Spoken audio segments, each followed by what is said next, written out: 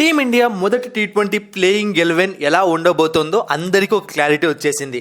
నిన్న మనం ఒక వీడియోలో కొన్ని డౌట్స్ అన్నవి మాట్లాడుకున్నాం అనమాట. సో ఇప్పుడు ఆ డౌట్స్ కి పూర్తిగా ఆన్సర్లు దొరికిపోయాయి. ఎంతమంది ఆల్రౌండర్లు టీంలో ఉండబోతున్నారు, రిషబ్ పంత్ అండ్ సంజు శాంసన్లలో ఎవరు నంబర్ 3 పొజిషన్లో బ్యాటింగ్ చేయబోతున్నారు, మన బౌలింగ్ డిపార్ట్మెంట్ ఎలా ఉండబోతోంది. సో ప్రతి ఒక్క డీటెయిల్ ని ఈ వీడియోలో క్లియర్ గా తెలుసుకుందాం. సో ఫస్ట్ మనం చూసాము అంటే ప్రతి ఒక్కరు డిస్కస్ చేస్తోంది సంజు శాంసన్ కు ఛాన్స్ ఇస్తారా, రిషబ్ పంత్ కు ఛాన్స్ ఇస్తారా. సో ఆన్సర్ చెప్పేస్తున్నాను. రిషబ్ పంతే ఫస్ట్ టీ20 ఆడబోతున్నాడు against Sri Lanka.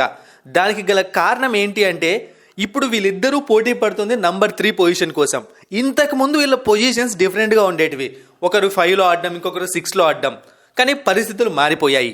T20 world cup సమయంలో రిషబ్ పంత్ పూర్తిగా నంబర్ 3 పొజిషన్లోనే బ్యాటింగ్కి వచ్చాడు. అంతేకాదు చాలా ఇంప్రెస్ కూడా చేశాడు. ఇక సంజు శాంసన్ విషయానికి వచ్చాము అంటే ఐపీఎల్లో తన రాజస్థాన్ రాయల్స్ టీంలో తను నంబర్ 3లో వస్తాడు. కానీ ఇక ఎప్పుడు కూడా తనకి ఆ ఛాన్స్ రాదు ఇంటర్నేషనల్ ఫార్మాట్లో. ఎందుకంటే రీసెంట్గా జరిగిన జింబాంబే సిరీస్లో కూడా తను నంబర్ 3లో బ్యాటింగ్ చేయలేదు. సో ఆ విధంగా రిషబ్ పంత్కు ఛాన్స్ వచ్చే అవకాశం ఉంది. ఇక టీమిండియా 3 ఆల్రౌండర్స్తో వెళ్లాలనుకుంటోంది. 1 హార్దిక్ పాండ్యా, 2 అక్షర్ పటేల్, 3 వాషింగ్టన్ సుందర్. ఒకవేళ ఇదే జరిగితే రియాన్ పరాగ్ టీంలో ప్లేస్ దక్కడం ఇంపాసిబుల్. అయితే మీరు చూసుకున్నారు అంటే రియాన్ పరాగ్ ప్లేస్ దక్కకపోవడానికి ఇంకొక కారణం కూడా ఉంది. తన బ్యాటింగ్ పొజిషన్ ఇక్కడ కూడా ప్రాబ్లం తెస్తోంది. తను నంబర్ 4లో బాగా పర్ఫామ్ చేస్తానని, లాస్ట్ ఇయర్ ఐపీఎల్లో కూడా నాకు ఆ పొజిషన్ ఇచ్చారు కాబట్టి నేను అద్భుతంగా పర్ఫామ్ చేశానని తనే చెప్పుకున్నాడు. ఇప్పుడు నంబర్ 4 కానీ నంబర్ 5 పొజిషన్స్ కానీ ఎక్కడా కూడా ఖాళీ లేవు. ఈ కారణంగా రియాన్ పరాగ్కు ఛాన్స్ రాదు.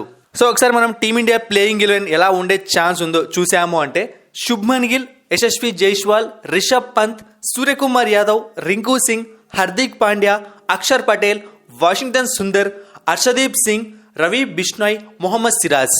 సో టీమిండియా 3 పేసర్లు, 3 స్పిన్నర్లతో వెళ్లే అవకాశం ఉంది. టోటల్గా 6 బౌలింగ్ ఆప్షన్స్తో. మరిన్ని ఇంట్రెస్టింగ్ వీడియోస్ కోసం సబ్స్క్రైబ్ చేయడం మర్చిపోకండి.